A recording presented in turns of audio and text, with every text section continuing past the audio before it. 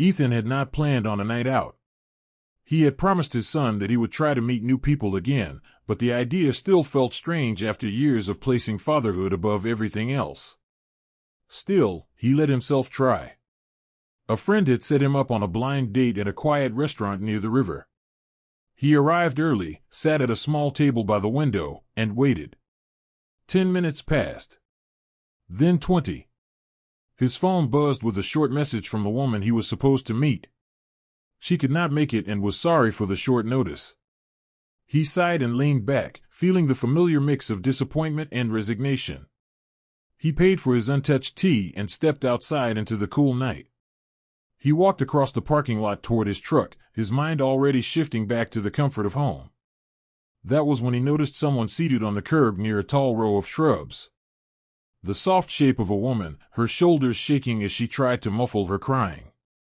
He hesitated.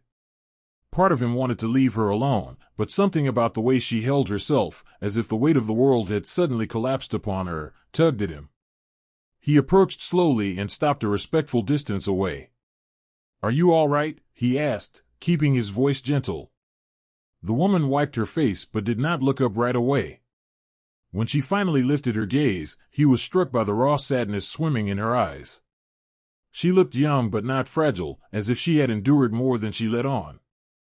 "I am fine," she whispered, and a fresh tear slipped down her cheek as if to contradict her words.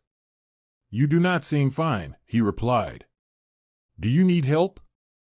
Or someone to call?" She shook her head. "No. Please. I am just embarrassed. I should not be crying in a parking lot." "You can cry wherever you need to," Ethan said softly. Something in his tone must have eased her shame, because she took a slow breath and straightened a little. He waited patiently.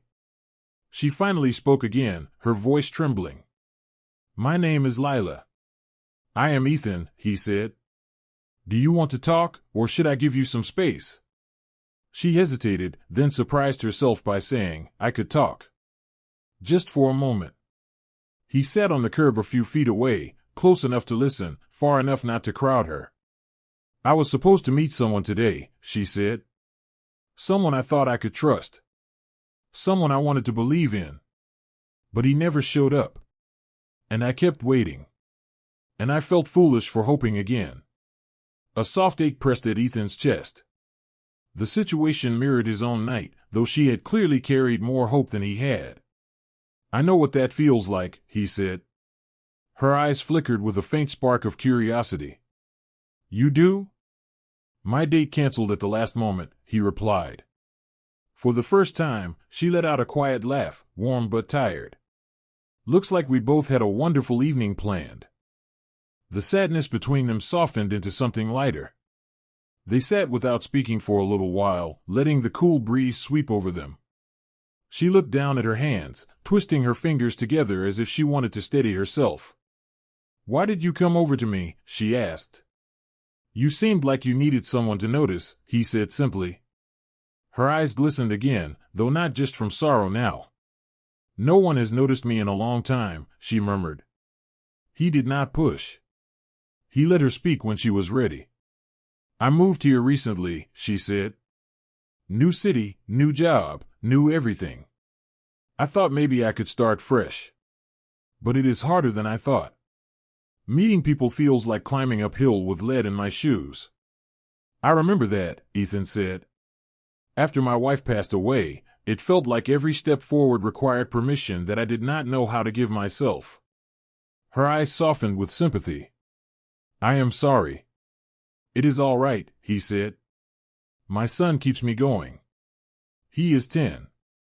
He is the reason I decided to try dating again. He thinks I should not be alone forever." "That is sweet," she said, and a real smile touched her lips.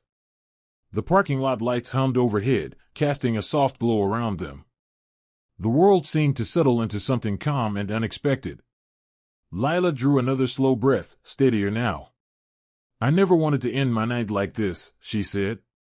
"Crying in the dark because someone decided I was not worth their time."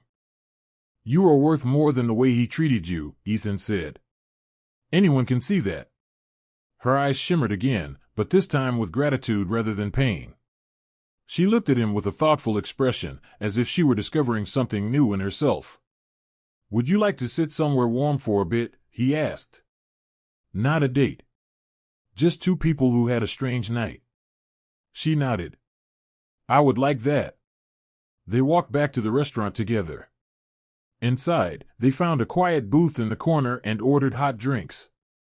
The warmth and light brought a soft comfort. They talked about small things at first. Her job at a small publishing office. His life as a mechanic and his attempts to balance work and fatherhood. Then deeper things. Her loneliness.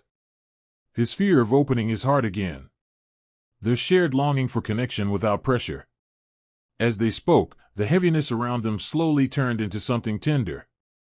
Not romance, not yet, but the first quiet spark of understanding. Lila looked at Ethan with a softness that had not been there earlier. "I am glad you found me," she said. "I am glad I stopped," he replied. When they finally stepped back outside, the night air no longer felt heavy. She smiled at him, warm and real. "Can we talk again sometime?" she asked. "I would like that," he said. As they walked away in opposite directions, each carried a gentle hope they had not expected when the evening began. What started as a broken night for both had become the beginning of something fragile and promising. A reminder that sometimes the heart finds what it needs in the most unplanned moments, and that kindness from a stranger can change far more than a single evening.